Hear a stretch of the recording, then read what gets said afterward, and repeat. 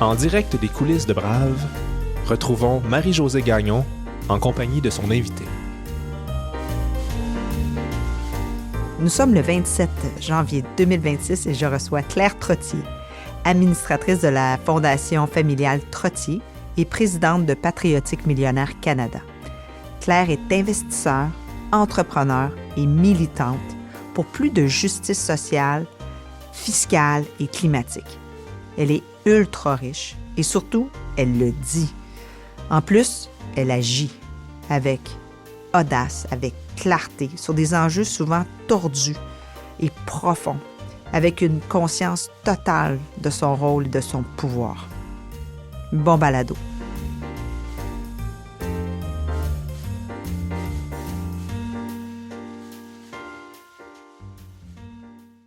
Alors, bonsoir Claire. Bonsoir. Très contente de te recevoir en ce début d'année. Claire, tu es très investie sur des sujets sensibles, des sujets qui ont la vie dure ces temps-ci. Je pense au changement climatique, à l'immigration, à la démocratie, aux inégalités sociales. Puis les médias nous rapportent chaque jour, à chaque heure, des nouvelles déprimantes, troublantes. Puis toi, tu es au cœur de ça. Tu peux pas y échapper. Ben, tu peux y échapper sûrement un peu, mais disons que tu es au cœur de ça. Que réponds-tu quand on demande comment ça va? Oui, comment ça va? Oui, je te dirais, c'est une très bonne question. Je pense que d'un côté, ça va bien d'un point de vue personnel. Ma santé est bonne, mes enfants vont bien, tout ça. Tu sais, je suis très privilégiée dans la vie, fait que j'ai beaucoup de choses positives, mais c'est sûr qu'en regardant les nouvelles, je ressens tellement d'émotions. En fin de semaine, j'étais en pleurs en regardant les images de Minneapolis. Donc, c'est des choses qui ont vraiment un impact sur moi, c'est certain. Là. Ça va pas dans le monde. Ouais. Tu vis les émotions. Oui. Tu les ressens, tu les tasses pas. Oui, je pense que c'est important de constater l'état des choses, puis pas de se mettre la tête dans le sable. Il y a plusieurs choses troublantes qui se passent dans le monde. Et puis, il faut être capable de les confronter quand même directement et de comprendre l'ampleur des problèmes aussi. Fait que c'est ça, c'est comme à la fois être capable de rester au courant de ce qui se passe puis de confronter ces problématiques-là sans se mettre en dépression. Il faut être capable quand même de vivre notre vie. Fait que c'est d'essayer de balancer ces choses-là, ouais. Tu es née en 1980 dans le West Island. Tu as une sœur plus jeune, Sylvie. Qu'est-ce qui était valorisé dans votre famille quand vous étiez toute petite? Qu'est-ce qui était valorisé? Je dirais, bien, l'éducation, c'était le numéro 1, là, de travailler fort, d'étudier fort, d'apprendre, d'être curieuse. On est une famille de personnes avec beaucoup de curiosité, d'ouverture, beaucoup d'intérêt dans différents sujets. Fait que je pense que la curiosité, surtout scientifique, a été beaucoup encouragée chez moi là, quand j'étais très, très jeune. Puis c'est ça, je pense que c'était des valeurs comme assez terre-à-terre en grandissant. Ouais. Puis à un moment donné, Matrox, l'entreprise que ton père a cofondée, est devenue très profitable. Il a d'ailleurs vendu une partie de l'entreprise pour 1,1 milliard de dollars. Puis là, vous êtes devenu riche. Je dirais, vous êtes devenu ultra riche. Oui. Puis je veux savoir à quel moment tu l'as réalisé. Puis qu'est-ce que ça a changé pour toi? Oui, je pense que il n'y a pas eu comme un moment, un déclic en particulier. Tu sais, mon père a cofondé sa compagnie en 1976. En fait, Matrox célèbre 50 ans cette année. Puis ça a pris du temps là, avant d'avoir du succès, mais certainement quand j'étais adolescente, c'est à ce moment-là, dans les années 90, où la compagnie a commencé à avoir beaucoup plus de succès.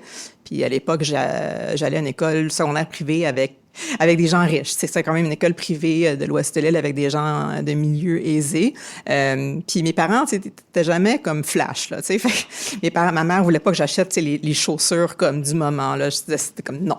Fait que j'ai comme un peu réalisé à ce moment-là que, ben, OK, ma famille est comme riche, mais on n'est pas flash. Fait que j'ai commencé à constater ça à ce moment-là. Puis quand je faisais mes études, universitaire, c'est à ce moment-là que mon père a décidé de faire un don majeur à McGill. C'était son premier grand don. À l'époque, c'était de 10 millions de dollars. J'étais comme what?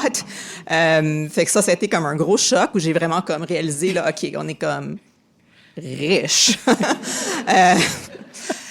Puis c'est ça, je pense qu'avec le fil du temps, ben là, éventuellement, mon père m'a amené, moi et Sylvie, là, un peu dans la gestion là, des actifs de la famille, dans la fondation, tout ça. Puis là, j'ai comme constaté vraiment l'ampleur de la chose, ouais. Wow. Et quand tu étais ado ou jeune adulte, est-ce que tu fréquentais des gens riches? Est-ce que dans ton groupe d'amis, il y avait des gens riches? Non, ben pas riche, pas ultra riche, c'est certain, tu sais. Puis mes parents non plus. Mes parents sont encore amis avec les gens qui étaient amis. Mon père me contait aujourd'hui, un de ses amis qu'il a rencontré au primaire, c'est encore un de ses meilleurs amis. Fait que mes parents ont toujours gardé leur cercle très proche. Et puis moi, c'est ça. C'est sûr que j'ai rencontré des personnes quand même de milieux aisés au secondaire, mais certainement pas de personnes vraiment ultra riches, de gens de Westmount ou de trucs comme ça, les idées qu'on se fait là, de c'est quoi une personne riche. Tu n'as jamais fait partie d'une gang? Non, jamais. Okay. Non.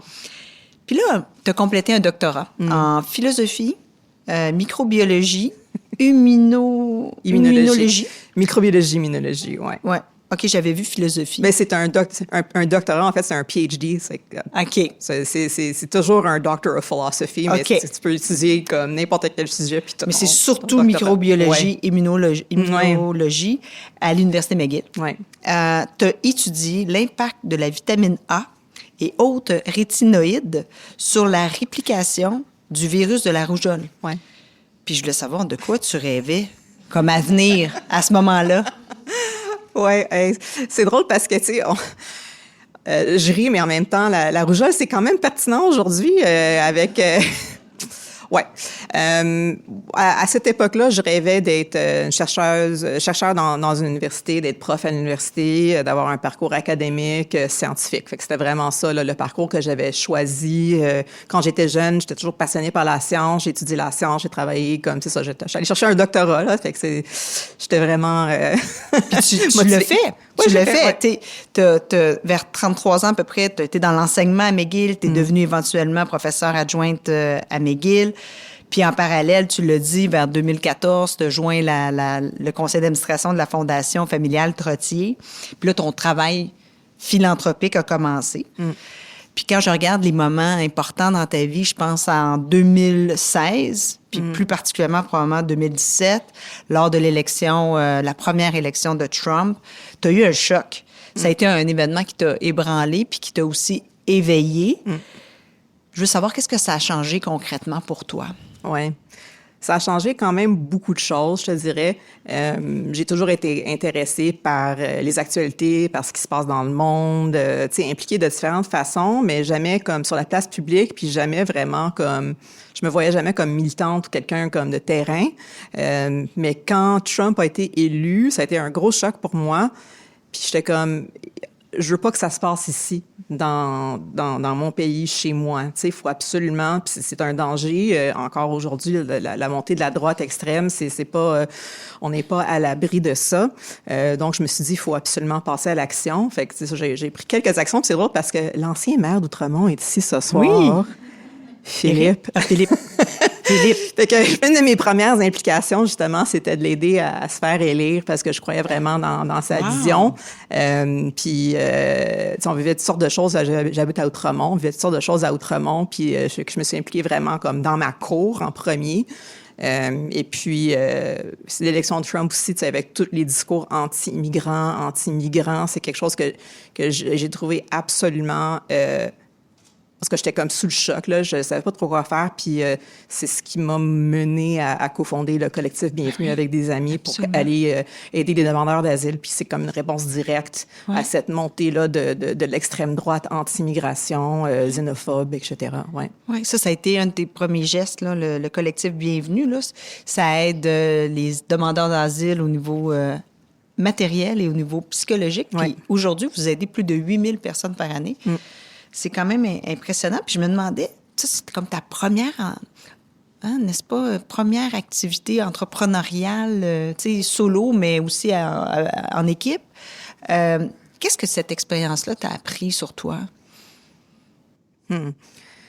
Sur moi, ben, je pense que c'est une partie du succès de cette organisation-là. C'est sûr que, puisque je viens d'un milieu où j'ai accès à une certaine richesse, j'ai accès à des fondations, à toutes sortes de gens, tu sais, c'est beaucoup plus facile pour moi de partir quelque chose comme ça que quelqu'un d'autre, tu sais. Fait que j'ai déjà une longueur d'avance. Fait que c'était une leçon pour moi de dire, OK, bien, quand une personne comme moi, dans ma position, décide de passer à l'action, bien, on peut construire des choses extraordinaires assez rapidement. Tu sais, j'ai aussi évidemment appris à connaître mes limites aussi. Tu sais, je connaissais pas vraiment, j'avais pas une connaissance profonde de ces sujets-là quand je me suis lancée dans ce travail-là, dans ce milieu-là. Et j'ai appris énormément et puis j'ai eu la chance de travailler avec des gens qui elles, ont vraiment les vraies connaissances, tu sais, de m'entourer de gens là, qui savent quoi faire, là, comment agir dans un milieu. Ouais. Oui. Puis au sein de la Fondation familiale Trottier, vers 2018, toi et ta sœur, vous allez réussir à faire changer les choix d'investissement. Raconte-moi comment vous avez réussi à convaincre votre père. Ouais, mon père. Ben, premièrement, je dirais que, tu sais, la Fondation familiale Trottier a toujours été intéressée dans la science et l'éducation. C'était comme les deux créneaux, là, dès le départ. Mon père est quelqu'un qui adore la science, tous les domaines de science. Ma sœur a étudié en environnement. Donc, avant d'avoir fait les changements en investissement, ben on a convaincu, c'est surtout Sylvie qui a convaincu mon père d'ajouter vraiment comme les changements climatiques dans nos priorités à la Fondation familiale, qu'il fallait vraiment confronter cette crise-là. Fait que mon père a été quand même convaincu quand même à son crédit. Au début, il était un peu sceptique, il était pas trop sûr. Il est allé lire la littérature scientifique, il est allé lire un paquet de livres, puis il était comme hey, c'est une catastrophe qui s'en vient, il faut absolument agir. Fait qu'il était vraiment convaincu. Fait qu'on avait commencé à faire des dons dans ce domaine-là. Puis, à un certain moment donné, c'est ça, il nous a impliqués plus au niveau des investissements. Au début, on était plus dans le granting, là, dans la dépense d'argent et non pas les investissements.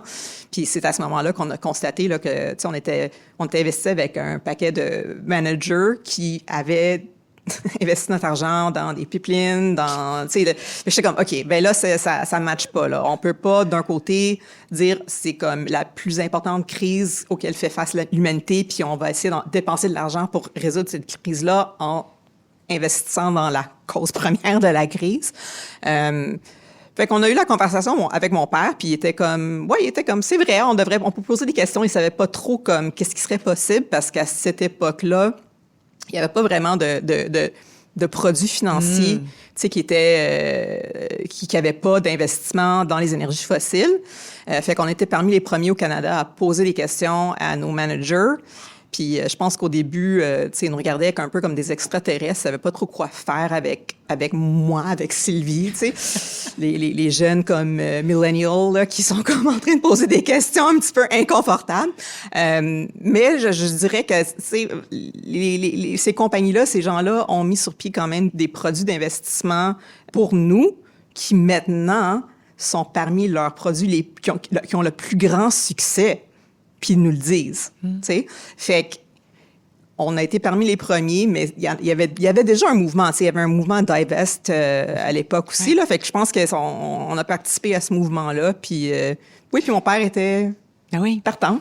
Oui, puis c'est le fun aussi de se faire convaincre par ses propres enfants. Oui, c'est ça. Il aime beaucoup raconter l'histoire de la façon que Sylvie l'a convaincu, là, que les changements climatiques, c'était vraiment une crise, puis il fallait que ça soit une priorité pour la famille. Oui.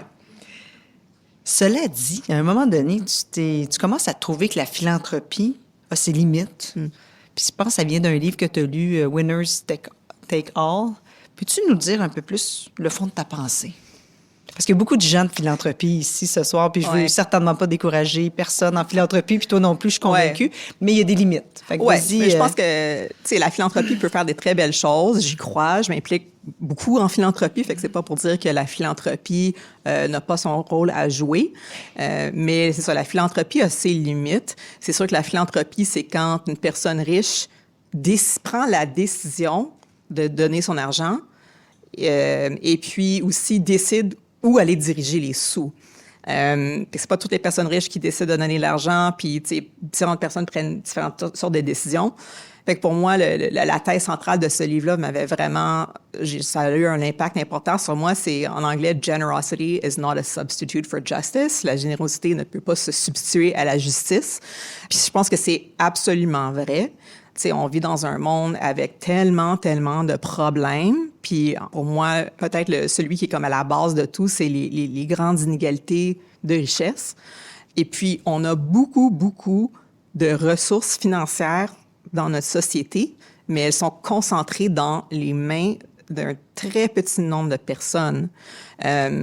Donc, ce livre-là, tu sais, va amener une critique envers certains philanthropes qui sont extrêmement riches et qui s'auto-déclarent comme le sauveur, puis qui va aller comme résoudre un problème, puis en fait, font partie du problème. C'est eux qui causent un peu le problème. Tu sais, on pense à la philanthropie de Mark Zuckerberg. Tu regardes-toi un peu dans le miroir, Marc, je sais pas. Fait que c'est un peu de se questionner un peu sur comme, tu sais, quel rôle je joue dans la société, quel rôle les personnes riches jouent dans la société, puis commencer à parler des vraies choses, puis d'être capable de nommer, premièrement, que je suis riche, puis que je bénéficie du système actuel, puis qu'il faut faire des changements assez importants parce que on peut pas continuer comme ça. Ouais. On va revenir sur ce sujet-là, parce que c'est au cœur de tes causes. Ouais. En 2019, tu décides de quitter l'enseignement pour te consacrer justement à tes causes, mais tu vas réussir seulement à le faire en 2021 à cause de la COVID.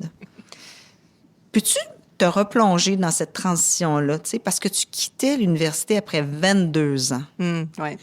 C'est quoi les sentiments qui t'habitaient à ce moment-là? Ouais, j'ai eu beaucoup d'émotions quand j'ai décidé de quitter McGill. C'est une décision auquel j'ai réfléchi vraiment longtemps. C'est sûr que ça faisait une partie importante de mon identité, d'être scientifique, d'être professeur. Tu sais, j'ai travaillé très longtemps pour arriver à ce point-là. J'ai adoré enseigner, surtout. J'enseignais un cours de 350 personnes en immunologie. C'était tellement le fun. J'ai eu tellement de plaisir. J'adorais travailler avec les étudiants. C'est des jeunes tellement brillants. Fait que ça a été une décision difficile, mais c'était quand même une décision qui était vraiment claire pour moi parce que, c'est ça, je pouvais pas continuer à avoir une carrière académique, tu sais, exigeante, tout en étant impliquée dans un paquet de causes, puis j'ai des enfants, puis tu sais, un chien, puis non. Fait qu'il fallait que je laisse tomber quelque chose, puis tu sais, je me suis dit finalement qu'il y a beaucoup de gens qui peuvent enseigner l'immunologie, mais il y a très peu de personnes riches qui peuvent prendre parole sur différents enjeux, puis d'agir, puis d'avoir un impact. C'est ça. Fait que j'ai pris cette décision-là. Ouais. Intéressant. Puis justement, après avoir pris cette décision-là, tu as dû peser sur pause.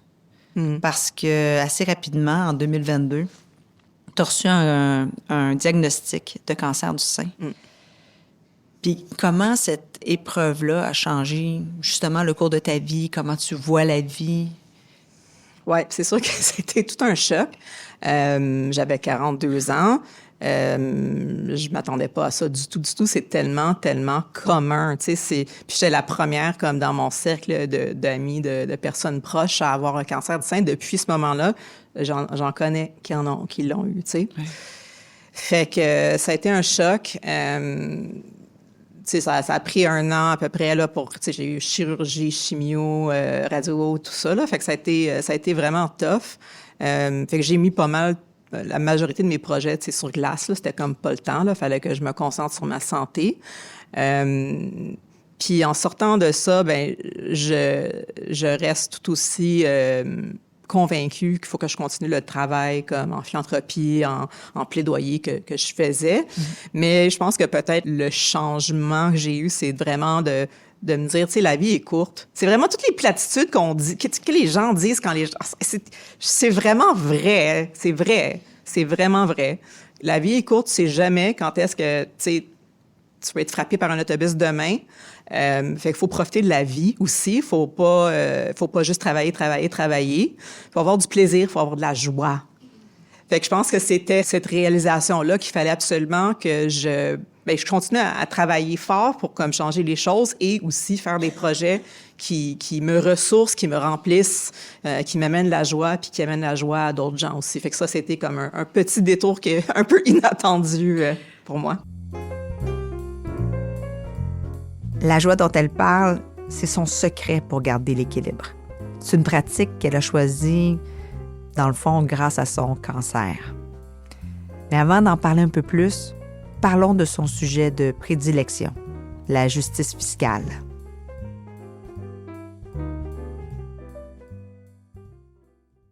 Mais là, on va revenir à notre sujet de tout à l'heure, parce que depuis peu, tu présides Patriotique Millionnaire Canada. Ouais. C'est un regroupement de personnes riches qui prônent l'équité fiscale. Parle-nous de vos revendications. Ouais.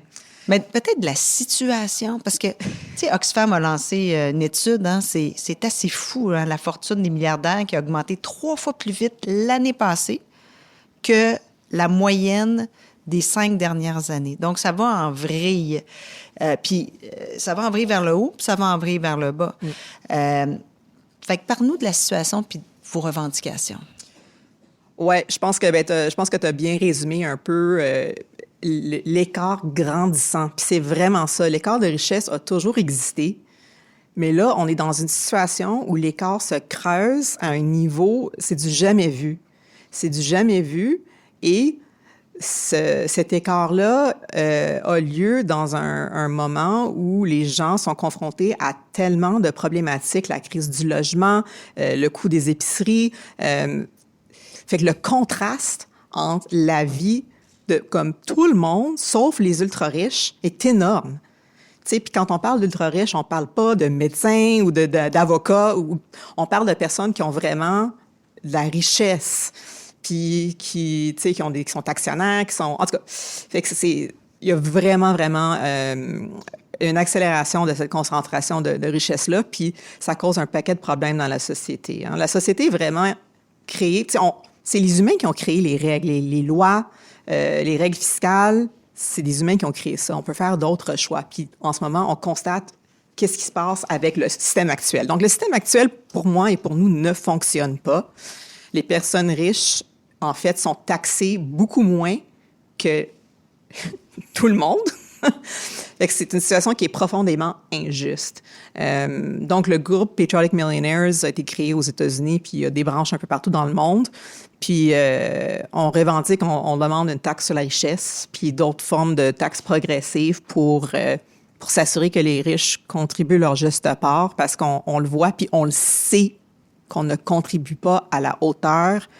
Tu sais, des gens dans la salle, vous avez un salaire. Quand vous faites votre salaire est taxé à 100%. 100% de votre salaire est taxable. Quand moi, j'ai pas besoin de travailler là, pour vivre. J'ai des investissements, je fais du gain en capital. Quand je reçois le même montant en gain en capital que votre salaire, 50% de ce revenu-là n'est pas taxé. Je suis seulement taxé sur 50% de mon revenu. OK? Fait que puis je fais rien pour cet argent-là, vraiment. Tu sais, on a engagé des professionnels qui prennent des décisions d'investissement, puis je trouve que c'est injuste. Je trouve que c'est injuste. Puis ça fait en sorte que les personnes riches accumulent de plus en plus de richesses, puis rapidement, parce que, tu sais, les gens travaillent fort, sont taxés sur 100% de leur salaire, ils essaient de construire leur propre richesse, leur propre patrimoine, mais moi, je m'enrichis plus vite parce que je suis pas taxée au même niveau.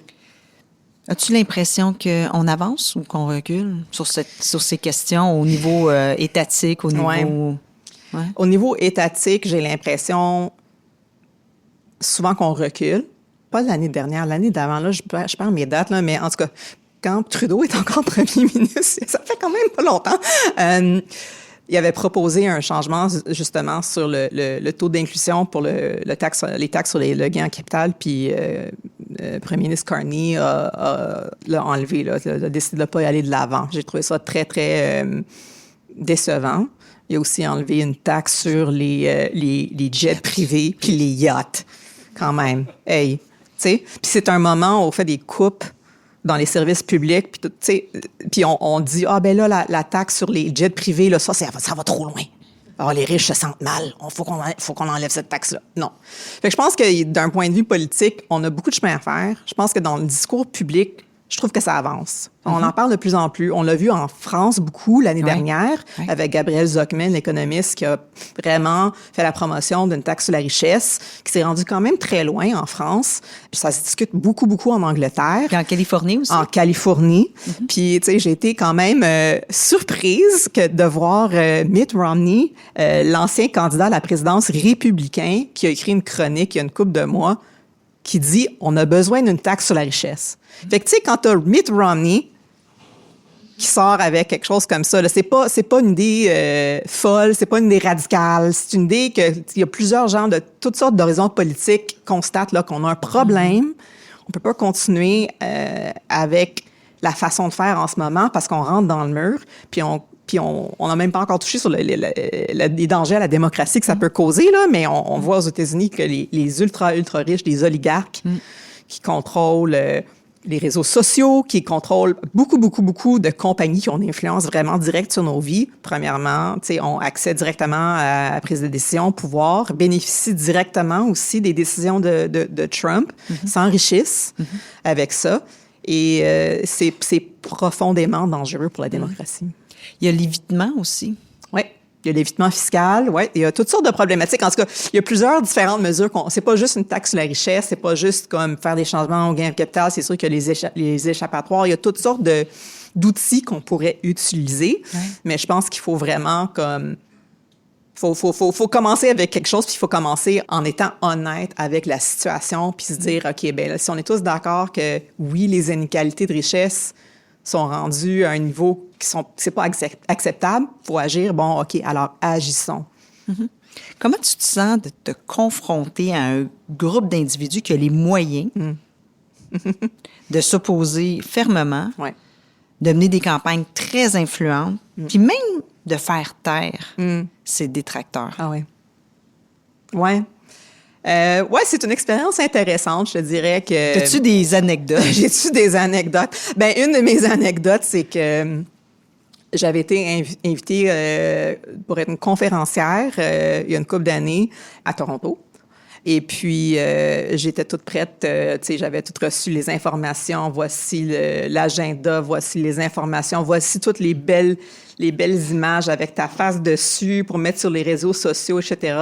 Et 24 heures avant l'annonce publique, ils ont retiré mon invitation parce qu'un des sponsors de la soirée pensait que je suis trop radicale.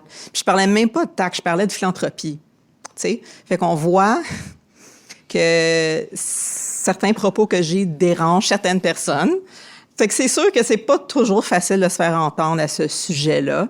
Ça a été l'exemple le plus flagrant, je dirais. Ouais. T'en as-tu appris plus sur tes limites, sur ce que tu es capable d'accepter, de tolérer, toi, pour toi? Accepter, tolérer. Ben, je veux dire, sur le coup, j'étais pas mal enragée. Je reconnais mes propres limites dans le sens que, tu sais, c'est sûr que moi-même, j'ai accès à la richesse et du pouvoir, mais je suis aussi juste une personne, puis je fais quand même partie du système. Fait que, tu sais, je peux avoir un impact, oui, je peux faire avancer les choses, mais je peux pas changer tout de suite. Puis, il y a quand même de la résistance, fait que je pense que c'était quand même... je pense que je le savais, là, mais c'était quand même une leçon de « OK, ouais, c'est ça, je suis en train de foncer sur un mur un peu, là, puis il y a plusieurs personnes qui ont des idées comme les miennes, qui militent pour les changements climatiques, droits des personnes migrantes, droits des personnes trans, toutes sortes de causes qui ont pas vraiment accès, qui ont pas le micro, justement. Hein. Fait que, tu sais, moi, je suis une personne blanche, une personne riche, puis, tu sais, j'ai beaucoup d'accès à des plateformes, tu sais. Ça vient juste comme souligner le fait que beaucoup de gens qui n'ont pas accès au micro, puis qui disent des choses qui dérangent les personnes au pouvoir, puis on les entend très peu sur la place publique parce que ça dérange les gens au pouvoir. Ouais. C'est quoi le contre-argument qui te dérange le plus? Le contre-argument qui me dérange le plus... Je pense que le contre-argument qui me dérange le plus, c'est pas un contre-argument que j'entends super souvent, mais tu sais, c'est l'idée que je veux comme punir les riches. Tu sais, qu'on devrait les célébrer, que c'est des personnes qui ont accompli des grandes choses, puis là, ben là, tu viens les punir avec une taxe. Ça, je trouve ça vraiment bizarre comme argument. Puis je suis comme, ben non, c'est pas pour culpabiliser les personnes riches, c'est pas pour leur faire sentir, de la honte ou quoi que ce soit. C'est juste pour comme assumer le rôle qu'ils ont, les privilèges qu'ils ont. Puis je pense qu'ils peuvent contribuer. Tu sais, si t'as des yachts puis des jets privés, puis t'es pas taxé au même niveau que les gens qui font le salaire pour travailler, ben contribue. Tu sais, un autre argument que je reçois souvent, c'est comme, ben pourquoi vous écrivez pas un chèque au gouvernement, vous? Je dis, ben, les gens ici dans la salle ce soir peuvent pas dire, ah ben moi, ça me tente pas de payer mes taxes, je veux pas écrire un chèque au gouvernement. C'est pas comme ça que ça fonctionne dans une société démocratique. Il faut que chaque personne contribue sa juste part. Fait que ça aussi, ça me fâche. Puis il y a l'argument que tu dois beaucoup entendre du fait que ben, j'aime mieux investir moi directement quelque part pour pouvoir changer les choses à ma façon au lieu de le remettre au gouvernement qui... Ouais. Mais tu sais, si c'était le cas réellement, on aurait déjà vu le changement. Parce que les personnes s'impliquent en philanthropie puis font toutes sortes de dons, mais il faut aller plus loin. Puis ça revient à une question de justice, vraiment. Ça revient toujours à la question de justice. L'égalité des chances. L'égalité, c'est ça. Pourquoi qu'une personne ultra riche reçoit comme un prix, félicitations, t'as gagné au capitalisme, là, t'as plus besoin de payer tes taxes. C'est ridicule. Je pense que on devrait tous contribuer, là. Puis tu as fondé récemment Euphrosine, une nouvelle fondation sur un sujet qui est très peu abordé. C'est comme si tu avais vu qu'il y avait un trou, puis tu l'as comblé. Parle-nous-en donc. Ouais, ben c'est ça. Ma sœur et moi, on a tous les deux lancé nos propres fondations récemment. Ça, c'est suite justement à la vente d'une partie de la compagnie de mon père. Puis mon père qui croit fermement qu'il veut redistribuer là, sa richesse. Puis Sylvie puis moi, on appuie vraiment les causes dans lequel la Fondation familiale Trottier s'implique, mais on a d'autres intérêts aussi. Puis on s'est dit que c'était peut-être plus logique de créer des nouvelles fondations que comme d'ajouter des nouvelles choses sur la Fondation de Trottier. Entre Sylvie puis moi, on a fait tout un parcours, tout un travail ensemble pour essayer d'élaborer des visions qui vont être complémentaires. Donc, moi, j'ai vraiment pris le morceau démocratie, droits humains. Ouais, je pense que, tu sais, il y a quand même beaucoup d'organisations qui travaillent en démocratie, en droits humains au Canada. Il y a certaines fondations qui financent aussi. On est certainement pas la première fondation à faire ce travail-là. Et puis, on a choisi ce sujet-là, tu sais, avant la deuxième élection de Trump. Tu sais, mais les problèmes de la démocratie sont vraiment clairs. Le système démocratique ne fonctionne pas pour tout le monde. On mène à ces grandes inégalités-là. Puis on voit de plus en plus, tu sais, les médias sont en crise. On dirait qu'on a moins d'opportunités de questionner ceux qui sont au pouvoir. Fait que c'est des sujets qui m'interpellent beaucoup. Puis en même temps, on a des attaques aux droits de la personne. Fait que pour moi, c'était vraiment naturel. Puis évidemment, une fois que Trump a été élu, a été inauguré là, il y a 1 an, j'étais comme, je pense que c'est quand même pertinent. Ouais. Ben, c'est ça, absolument. Puis, du côté de la Fondation Trottier, je sais que vous travaillez beaucoup du côté des changements climatiques dans les municipalités, parce que les municipalités peuvent jouer vraiment un grand rôle dans un sens comme dans l'autre. C'est quoi une de tes réalisations ou de vos réalisations dont tu es très fière? Bien, on a appuyé la Ville de Montréal dans l'élaboration de leur plan au changement climatique. Je pense que c'est quelque chose dont on est très fiers. On a aussi travaillé pour établir des espèces de centres dans plusieurs villes au Canada pour travailler sur les changements climatiques aussi. Puis ça, c'était quelque chose qu'on a financé au départ, mais que le gouvernement fédéral a embarqué dessus. Alors ça, c'était un grand succès aussi là, de pouvoir démontrer la pertinence d'un tel projet, puis que le gouvernement fédéral voit la valeur de cette approche-là. Claire emmène très large pour faire avancer ses idées. J'étais curieuse de savoir comment elle fait pour s'apaiser au milieu de tout ça. M'apaiser. Ouais, c'est ça. Ben, je lis des romans. Je lis la romance. Je fais du tricot. Ouais, je sais pas. T'as ouvert une librairie. Ouais, j'ai ouvert une librairie. Mais c'est vraiment chouette, la librairie sur la rue, sur le boulevard Saint-Laurent, Ouais. juste en face de l'avenue Laurier, en fait, là, Ouais. à côté de Laurier, en fait. Ouais. Au nord de Laurier, tu rentres là-dedans, tu as l'impression de rentrer dans un monde fantastique. Ouais. Il y a un café en plein milieu. Ouais. C'est vraiment chouette comme Ouais, endroit. c'est ça. Joie de livre, c'est un Joie de livre, c'est un projet qui me tient à cœur, puis que je travaille avec ma sœur. On est les deux copropriétaires. Puis c'est ça, j'ai toujours été une grande lectrice. Puis la lecture, tu sais, ça m'amène beaucoup de joie, surtout la romance, qui est mon genre préféré. Je lis beaucoup de romances. Je trouve qu'il y a quelque chose de vraiment réconfortant dans ces livres-là. Tu sais, il y a vraiment 2 critères dans une romance.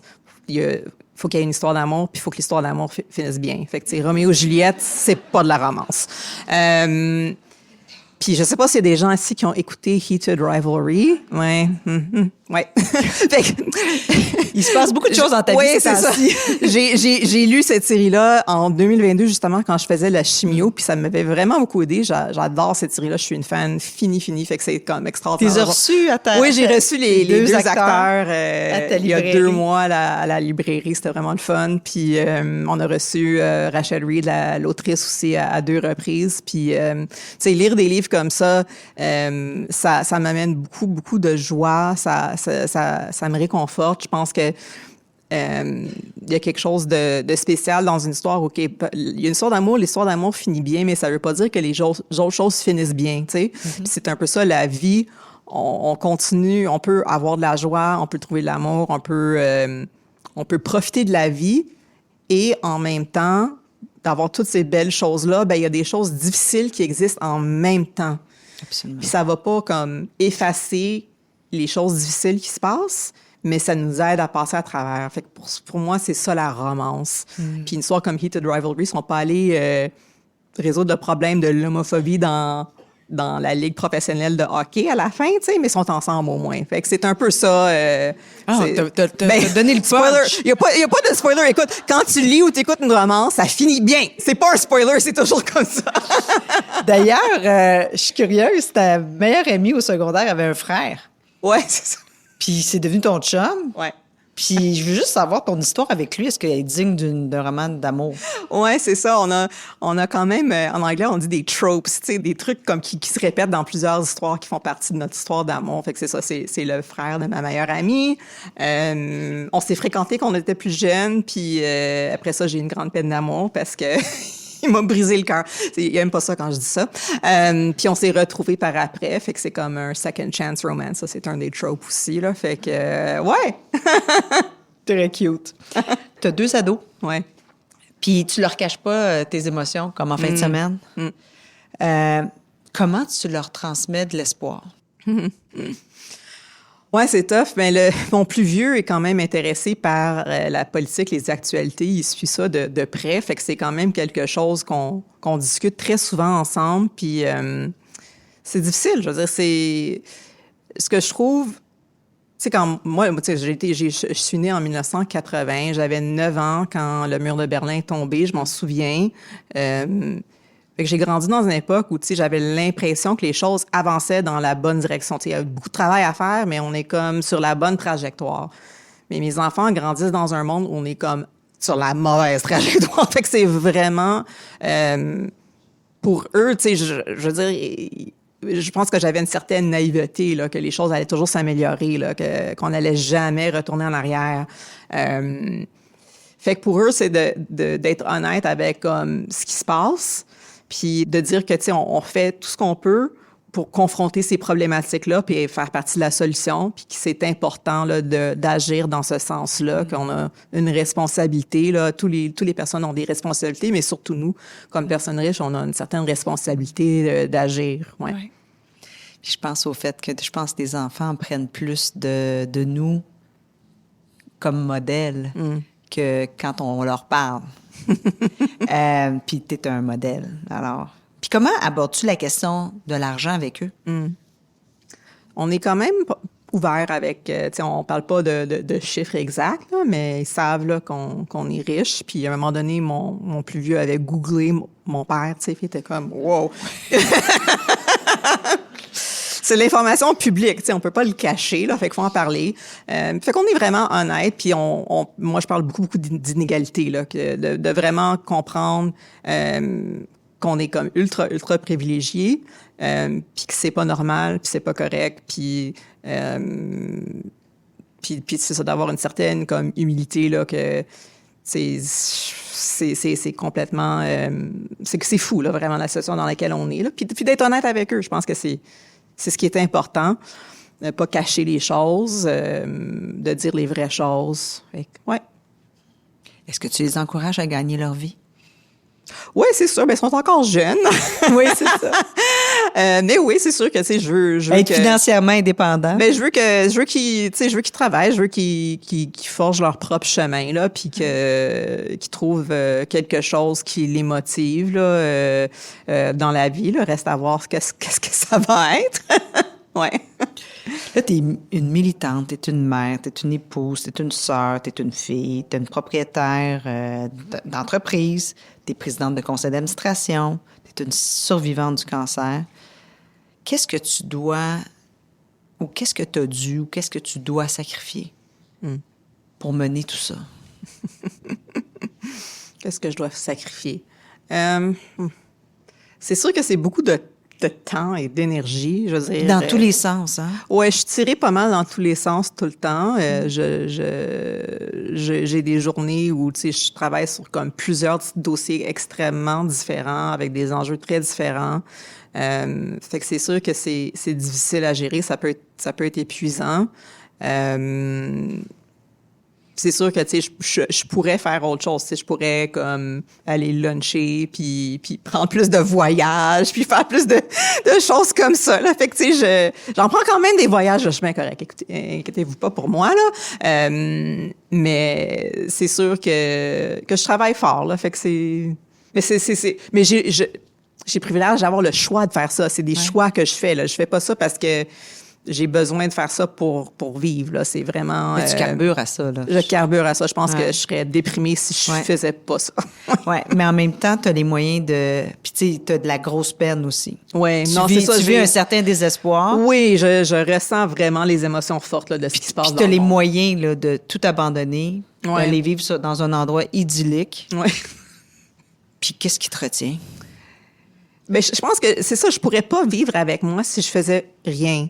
Je pense que j'ai vraiment quelque chose à l'intérieur de moi là qui me motive, qui m'amène à vouloir faire une différence. Fait que je pense que je serais vraiment carrément en déprime là, si je travaillais pas là-dessus. C'est sûr que des fois je suis en déprime à cause des choses sur lesquelles je travaille, mais tu sais, je me rappelle toujours que parce qu'il y a tellement de choses, j'aimerais m'impliquer sur un paquet de projets. Il y a toutes sortes de choses qui m'intéressent. Je travaille déjà sur beaucoup de choses. Fait que je peux pas en ajouter, ça serait comme là ça serait pas gérable.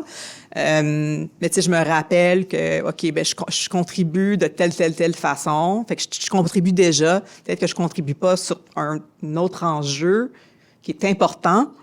Mais il y a une certaine limite, fait que c'est faut que je... Puis comment tu fais pour gérer toute la demande? Parce que tu dois générer beaucoup de demandes. Ouais, j'ai récemment embauché une adjointe. Ça m'aide. C'est ça, faut que je sois quand même... c'est ça, je reçois toutes sortes d'invitations, puis tellement d'invitations que j'aimerais tellement faire des choses qui m'intéressent vraiment, mais il y a comme un nombre d'heures limité dans la semaine, tu sais. Fait que j'essaie vraiment de me restreindre à des choses qui sont vraiment directement liées à mes projets prioritaires.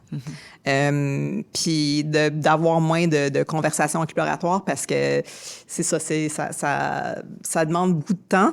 C'est pas parce que je veux pas, c'est parce que c'est ça, il manque d'heures dans la journée. Fait que ça veut dire non à beaucoup de gens. C'est tough de dire non. Puis il y a beaucoup de gens qui ont des attentes envers moi, là, toutes sortes de gens qui ont toutes sortes d'attentes, qui veulent de mon temps, des gens avec qui j'ai déjà des liens, avec qui je travaille sur des projets, qui veulent faire plus et plus et plus, mais c'est ça, faut que je sois à l'aise à dire non, puis dire non de façon, j'espère, comme humaine. Ouais. Mais c'est un bon problème à avoir, tu sais, je veux dire, j'ai tellement d'opportunités, c'est cool. Mais en même temps, j'aimerais quand même voir mes enfants dormir, puis lire un peu, puis faire du tricot. Mais tu lis beaucoup. Tu m'as dit 75 livres à peu près par année? Oui, je pense que l'année dernière, c'était 86. Oh! Ouais. Je track mes livres. C'est excellent. Là, si on se reporte, là, mettons, on va se reporter dans 40 ans. Là. Puis là, t'es 45 ans, mettons. Puis là, t'es garçon, là, tout le monde est autour de toi, là. Puis là, t'es toute petite. T'es toute cute. Puis là, tes garçons, ils prennent la parole. Puis ils te rendent un hommage. Qu'est-ce qu'ils disent? Oh my God. Oh. Ouf, je sais pas. J'espère qu'ils diraient qu'ils se sentent aimés. Je pense que c'est ça le plus important. Fait que j'espère qu'ils diraient ça. Là, que, tu sais, c'est sûr que je travaille beaucoup, mais j'espère qu'ils se sentent bien, que je les soutiens, que je les aime, que je suis là pour eux. Ça, c'est le plus important. Ouais. Merci, Claire. On va passer au questionnaire brave. Okay. Que fais-tu chaque jour pour te donner du courage? Je bois un bon café, je sais pas.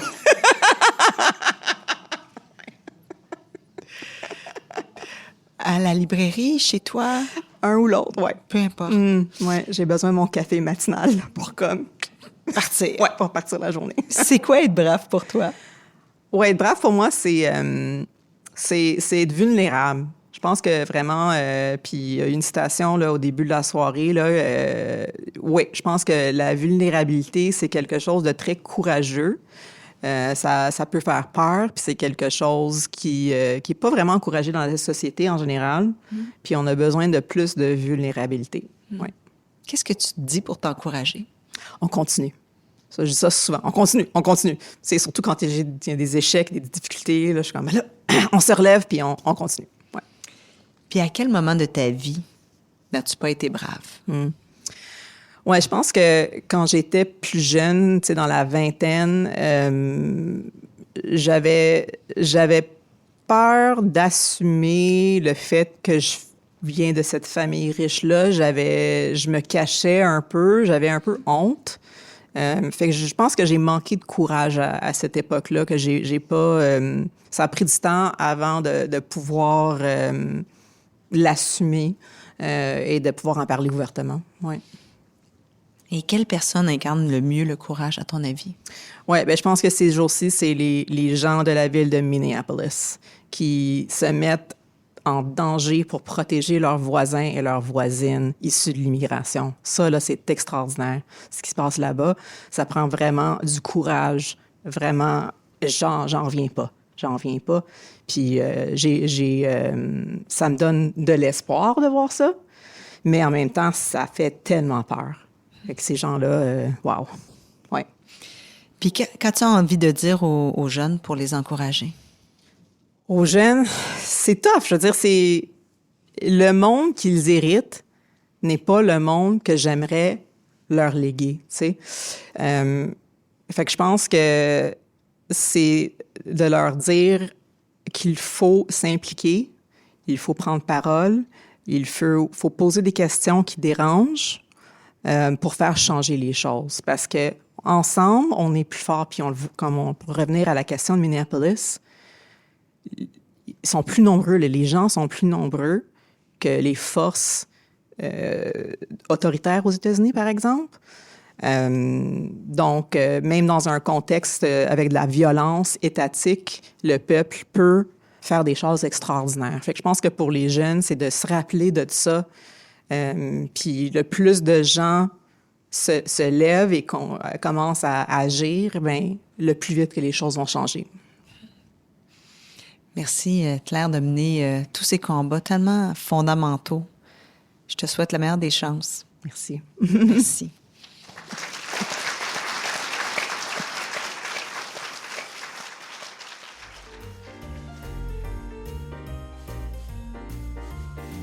que j'aime de Claire, c'est qu'elle assume son privilège et son influence avec courage.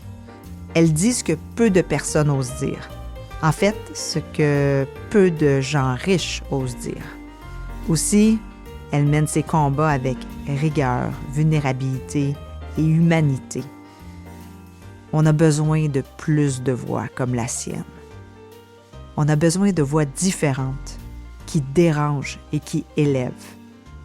Qu'en pensez-vous, vous, chers braves? Merci d'avoir été là et à très bientôt.